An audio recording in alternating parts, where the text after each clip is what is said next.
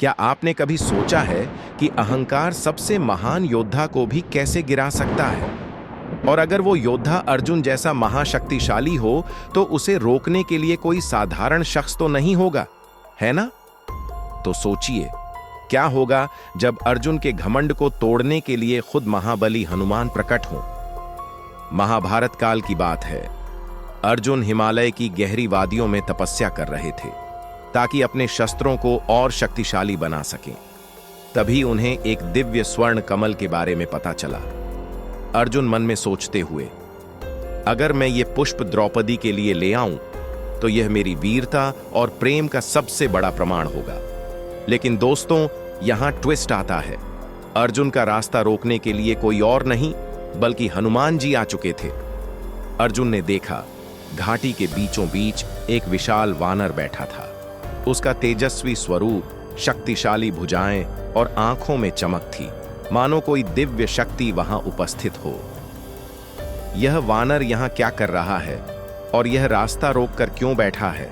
उन्होंने दूर से ही ऊंची आवाज में कहा, मार्ग छोड़ो, मैं अर्जुन हूं, पांडवों में श्रेष्ठ। मुझे यह दिव्य पुष्प लेना है, कोई भी मुझे नहीं रोक सकता।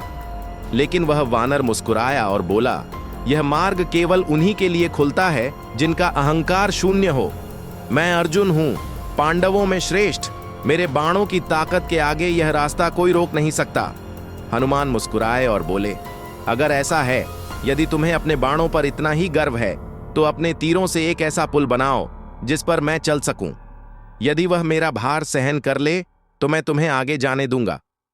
यह बात सुनकर अर्जुन ने तुरंत गांडीव उठाया और मंत्रों का उच्चारण करते हुए बाणों का एक मजबूत पुल बना दिया। अर्जुन ने गर्व से कहा, अब देखो यह पुल कितना सुदृढ़ है।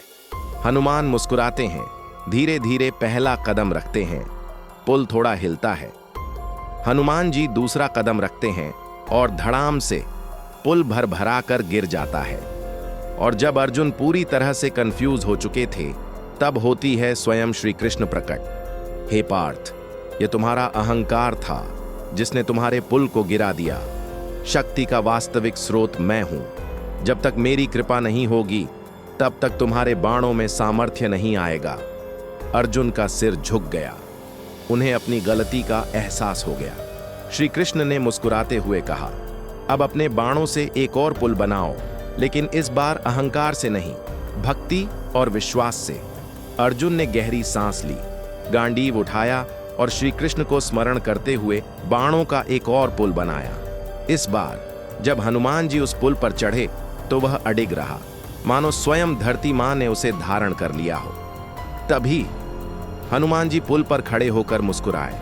उन्होंने अर्जुन की ओर देखा और बोले, अब समझे पार्थ, अहंकार से बनी कोई भी चीज टिक नहीं सकती, लेकिन भक्ति और समर्पण से निर्मित हर चीज अडिग रहती है।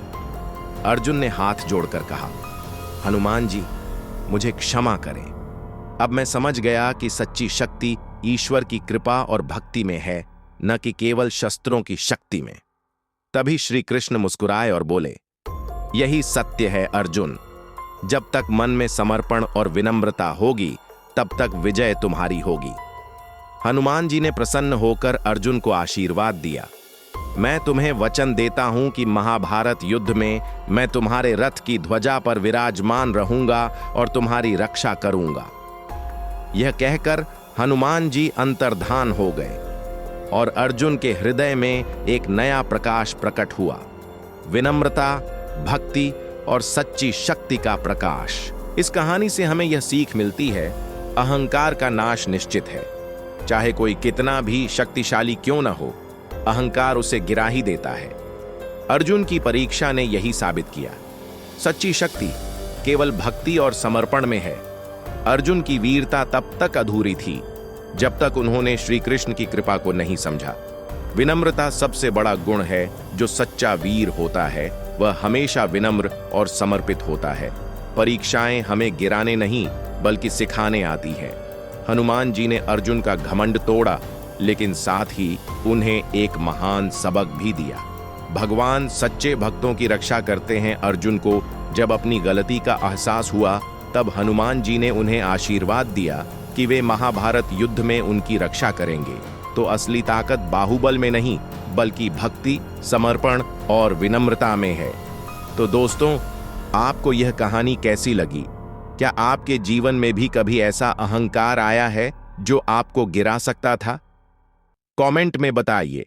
और अगर ये कहानी आपको पसंद आई तो लाइक और सब्सक्राइब जरूर कर दीजिए, क्योंकि ऐसी और भी अद्भुत कहानियां आपके लिए आ रही हैं।